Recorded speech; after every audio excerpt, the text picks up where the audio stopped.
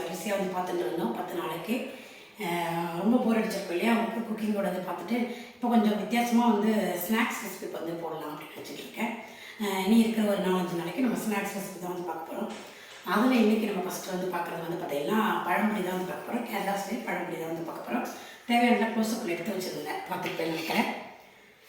நல்லா பழுத்த பழமாக நேந்திர பழம் வந்து நல்லா பழுத்த பழமாக வந்து ஒரு 2 வந்து எடுத்துட்டுருக்கேன். இதை வந்து நம்ம கட் பண்ணிக்கணும்.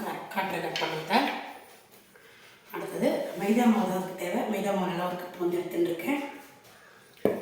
சும்மா ஒரு 2 ஸ்பூன் வந்து அரிசி மாவு தேவை எடுத்துட்டுருக்கேன். அடுத்தது வந்து பார்த்திங்கன்னா கொஞ்சமாக வந்து சக்கரை பிடிச்சது வந்து வேணும்.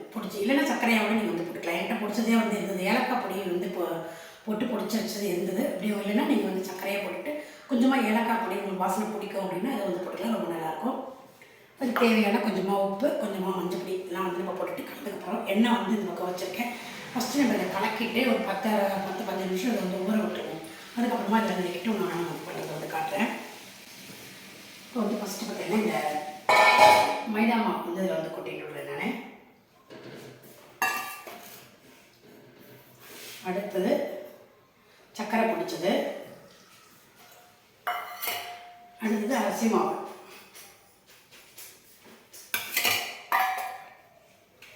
இதோட கூட மஞ்சள் பொடி ஒரு 1/4 ஸ்பூன் போதும். மஞ்சள் பொடி உங்களுக்கு போட்டால் நல்லா இருக்கும். உங்களுக்கு தேவையில்லை பிடிக்காது அப்படின்னா நீங்கள் வந்து அவாய்ட் பண்ணிக்கலாம், வேண்டாம். கொஞ்சமாக வச்சுட்டு உப்பு போட்டால் தான் நல்லாயிருக்கும். மேல் மாவுக்கு செஞ்சுருக்கேன். இப்போ இதை நம்ம நல்லா கெட்டியாக காய்ச்சிப்போம். ஃபஸ்ட் இது போட்டுட்ட பொடியெல்லாம் கையில் நல்லா ஒன்று சேர்த்து விட்டுடுவோம்.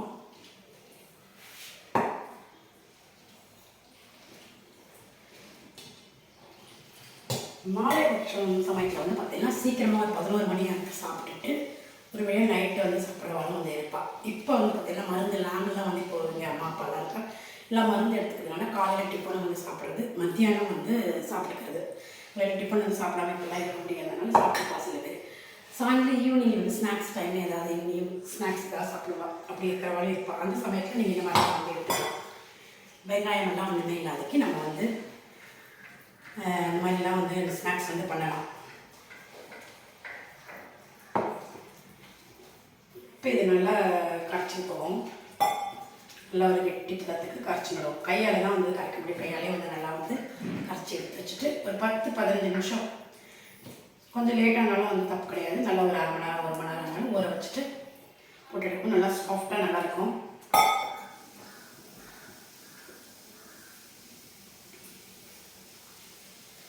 அதே சமயம் வந்து பார்த்திங்கன்னா நேந்திர பழம் வந்து பழமாக இருந்தால் ரொம்ப சூப்பராக இருக்கும். நல்லா பழுக்க விட்டுருங்க. பழுக்க விட்டுட்டு போட்டு எடுக்கும்போது நல்லாயிருக்கும். தண்ணி வந்து கொஞ்சமாக விட்டுட்டு கரைச்சிக்கோங்க. ரொம்ப நேர்க்க இருந்தாலும் மாவு அந்த பழம் வந்து அது சேராது இல்லையா, கொஞ்சமாக விட்டுட்டு நல்லா திக்காக வந்து கரைச்சிக்கலாம்.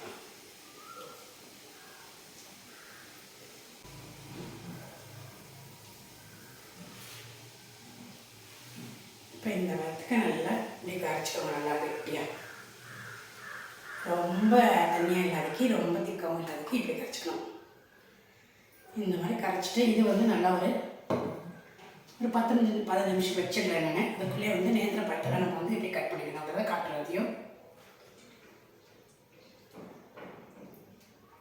நேந்திர பழத்தை வந்து பார்த்தீங்கன்னா ரொம்ப பெருசாக இருந்தால் நீங்கள் 2ஆக கட் பண்ணிக்கலாம். ரொம்ப சின்னதாக இருந்தால் அப்படியே ஒன்றே கூட கட் பண்ணி போட்டுக்கலாம். அது எனக்கு கொஞ்சம் பெருசாக இருக்கிறதுனால நான் வந்து இதை 2ஆக கட் பண்ணிக்கிறேன். ஒரு 2 பழம் வந்து எடுத்துட்டுருக்கேன். நம்ம நீளமாக இருக்கு இல்லையா, அதை வந்து 2ஆக கட் பண்ணிவிட்டு சின்னதாக ஸ்லைஸ் பண்ணி சின்னதாக நீளமாக கட் பண்ணிக்கலாம். வாங்க, இப்போ பெருசாக இருக்கு இல்லையா, இப்போ இதை 2ஆக கட் பண்ணிட்டாச்சு.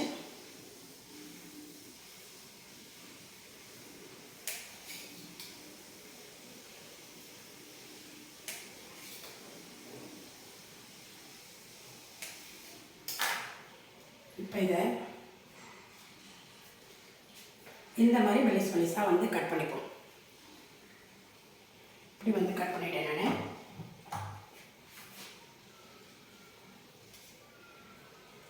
அதே மாதிரி எல்லாத்தையும் வந்து கட் பண்ணி எடுத்துடுவோம்.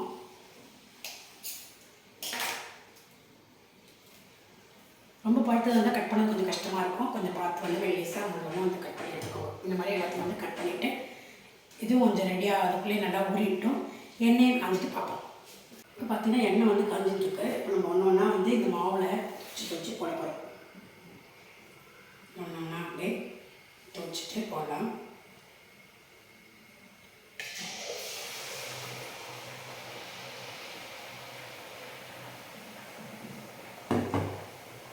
சின்னதாக்கிக்கிறேன்.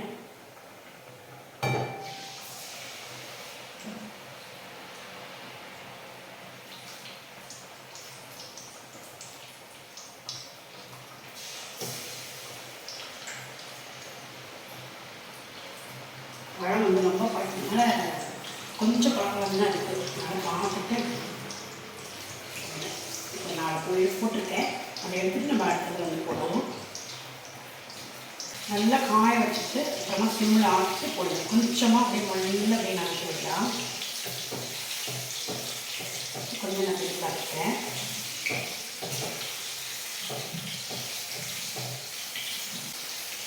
நல்லா காய்கறி காட்டணும்.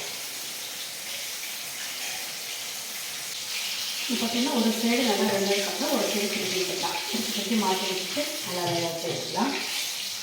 சிம்மிலே வச்சு எடுத்துக்கிறேன் நான்.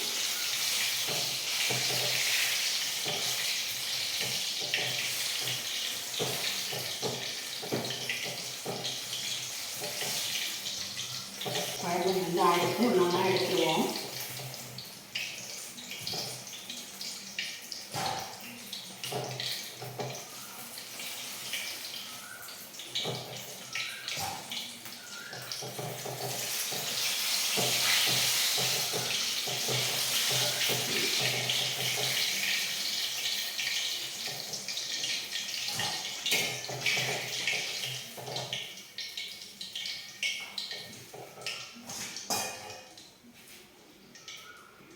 அடுத்து போட்டுக்கலாம்.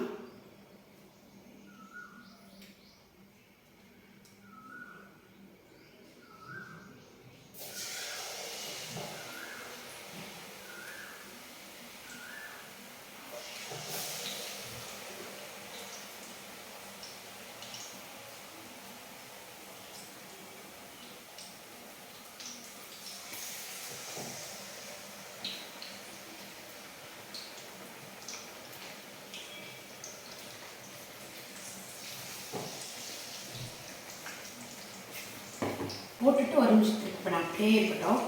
கொஞ்சம் நேரம் கழித்து மொல்ல அப்படியே நகர்த்தி ஏன்னா அடியில் வந்து ஒட்டின்னு இருக்கும். சில நேரம் கொஞ்சம் நம்ம வச்சுருக்கோம் இல்லையா செஞ்சுட்டு எங்களோட கூட ஒட்டின்னு இருக்கும். அதை மட்டும் கொஞ்சம் நகர்த்தி விட்டால் போதும். மொல்ல மாவு போய் அப்படியே உட்காந்துடும். அது எல்லாத்தையும் ஒன்று நகர்த்திட்டு அப்படியே ஒன்று ஒன்றா பிரித்து விட்டுக்கலாம். ஏன்னா ஒன்றோட ஒன்று ஒட்டவும் செய்யும். அதை மட்டும் கொஞ்சம் பார்த்து நகர்த்தி விட்டால் போதும். அப்படியே வெந்துடும். இன்னும் ஆகிட்டு நமக்கு திருப்பும்போது காட்டுறேன். இப்போ நான் எடுத்து மொழியில் அப்படியே ஒன்று ஒன்றா எடுத்துருவோம்.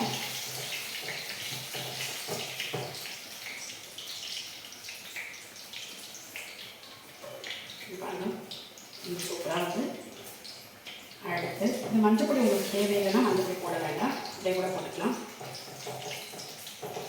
கேரளாவிலாம் வந்து மஞ்சள் பொடி போட்டுட்டு ஏதோ ஒரு வித்தியாசமாக வந்து பண்ணுவோம். ரொம்ப சூப்பராக இருக்கும். அதனால் நான் வந்து ட்ரை பண்ணியிருக்கேன். நீங்கள் வந்து இதே மாதிரி வந்து ட்ரை பண்ணி பாருங்கள்.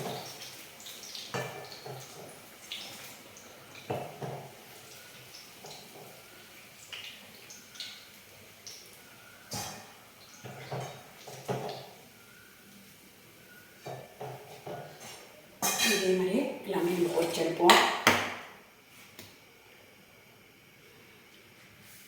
ஒரு 2 பழம் பெருசாக பழமாக இருந்தால் நம்ம நல்லா ஒரு 15-20 பீஸ் கிட்டத்தட்ட வரும். நல்லா மெலிசாக கட் பண்ணிவிட்டு இந்த மாதிரி போட்டு எடுக்கலாம். ஈவினிங் ஸ்நாக்ஸ் சாப்பிடலாம் ரொம்பவே சூப்பராக இருக்கும்.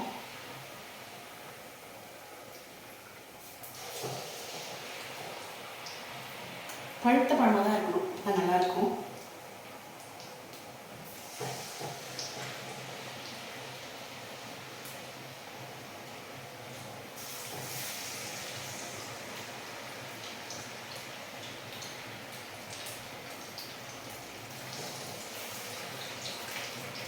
இதுவும் அதே மாதிரி ஆகிட்டுட்டோம். நல்லா எடுக்கிறேன். இப்போது நம்ம நம்மளோட பழம்பொரி சூப்பராக வந்து ரெடி ஆகிடுது. இது பாருங்க,